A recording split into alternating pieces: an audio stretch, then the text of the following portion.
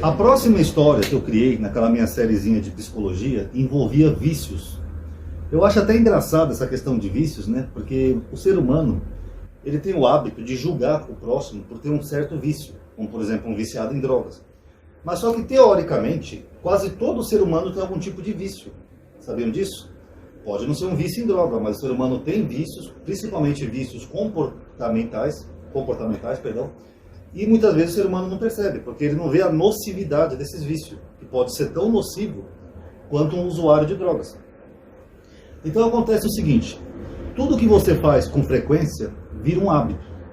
E o hábito pode evoluir e virar um vício. Por exemplo, eu tenho o hábito de orar antes de dormir.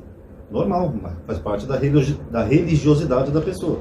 Vocês perdoam, às vezes eu tenho dificuldade de falar algumas palavras, com alguns problemas dentários, algumas palavras têm se tornado trava-línguas para mim.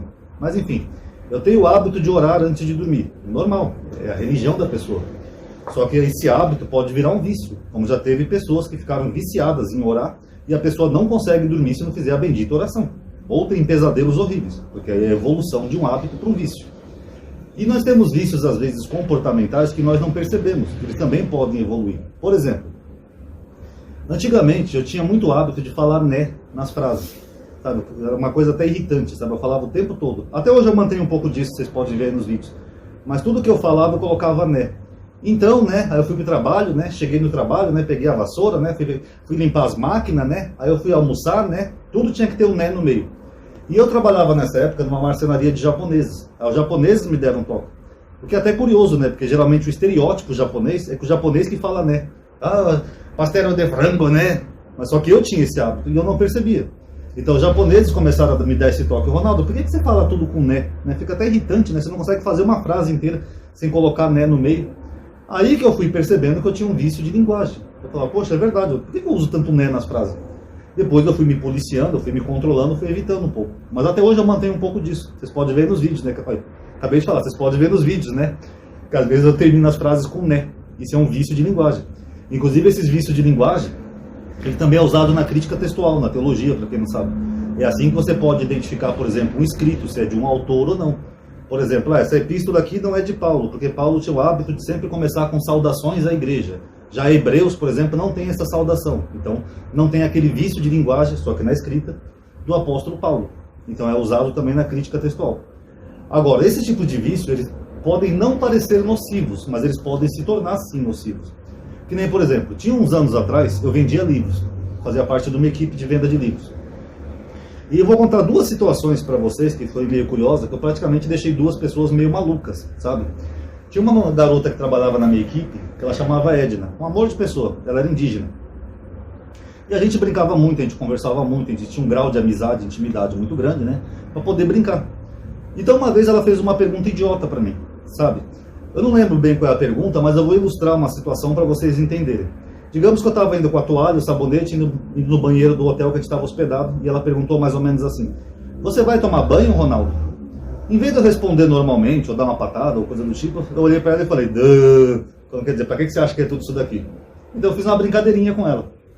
Ela ficou brava, né? Ela falou, vou te pegar, vou me vingar. Brava no bom sentido, né, pessoal? Então ela ficava o tempo todo esperando eu perguntar alguma coisa para querer revidar, sabe? Me pegar na brincadeira. E ela conseguiu. Um dia eu fiz uma pergunta idiota, ela tipo assim, dando um bom dia. Você já acordou, Edna? Sabe, me pegou, beleza, morreu, acabou, já se vingou. Só que aí ela fez disso um hábito. Eventualmente, sempre que eu fazia alguma pergunta para ela, ela não respondia mais normalmente, ela respondia assim.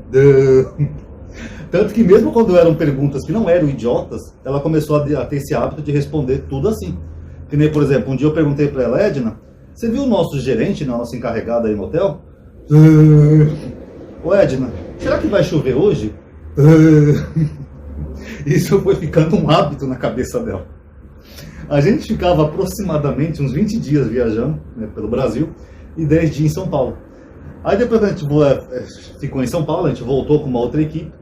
Ela chegou para mim e falou, Ronaldo, eu tô ficando completamente louca e a culpa é sua. Eu falei, o que foi? Eu não consigo mais parar de fazer... Ao ponto da família dela ter brigado com ela. E a família dela já estava procurando até psicólogo, porque ficou uma coisa insuportável na personalidade dela. Tudo que você falava com ela, ela respondia com esse... Outra vez também eu tive um amigo, né? Também numa equipe de venda de livros. É a mesma situação. Só que a brincadeirinha que eu fiz com ele é aquela brincadeirinha de escola, quando você responde alguém assim. Sabe quando você fala uma coisa que a pessoa não entende? O quê? Aí você faz assim, brincadeirinha de criança, né? Eu fiz isso um dia com um amigo numa equipe de livros. A mesma situação, ele quis se vingar. Isso foi ficando um hábito, sabe, na personalidade dele. Depois ele não conseguia mais parar de fazer. Você vê, isso é um vício psicológico. Mas não deixa de ser um vício. E a pessoa ficava lá, tudo que você perguntava pra ela, oi, e aí fulano, você vai trabalhar hoje? Tudo a pessoa fazia isso. Tanto que eu falei pra essa Ed numa vez, eu falei, você vai acabar você e esse meu outro amigo no hospício. Vocês vão bater um papo legal lá. Você conhece o Ronaldo? Quê? Você conhece o Ronaldo? As duas pessoas maluquinhas. E qual que é o problema? O problema é que esses vícios, pessoal, por mais engraçados que sejam, a pessoa vai tendo um transtorno também psicológico no cérebro, a pessoa vai ficando louca. Se você vai, por exemplo, num sanatório, num ambiente de transtorno mental, você vê que algumas daquelas pessoas que estão lá, elas estão lá porque elas não conseguem mais lidar com seus vícios. E eu não estou falando de droga, bebida, entorpecente. Que no imaginário popular a gente acha que é só bebida, droga, essas coisas que vicia. Não, existem vícios comportamentais também. E também podem ser nocivos, deixar aquelas pessoas internadas sob efeito de medicamento, tomando drogas pesadas, porque a pessoa não consegue mais perder o hábito de fazer certas coisas. Vocês estão entendendo? Até uma Coca-Cola que você toma todo dia, você pode viciar. E a mesma coisa é isso, o seu comportamento também pode se tornar um comportamento de vício. E isso vai atrapalhar os seus relacionamentos, quer seja com familiares, amigos, com as pessoas próximas de você, e você vai ter que procurar um tratamento, porque isso vai começar a afetar também toda a química do seu organismo. Você lembra que eu falei naquele vídeo lá sobre a química que existe no corpo da gente? É a mesma coisa. Você vai começar a ter alterações de humor, alterações de personalidade, vai começar a ter discussões bobas com pessoas que você até gosta, entendeu? E vai virando um vício. E na religião, tem um problema na questão religiosa justamente por isso, porque a religião ela tem um negócio que nós chamamos rito. O que é rito?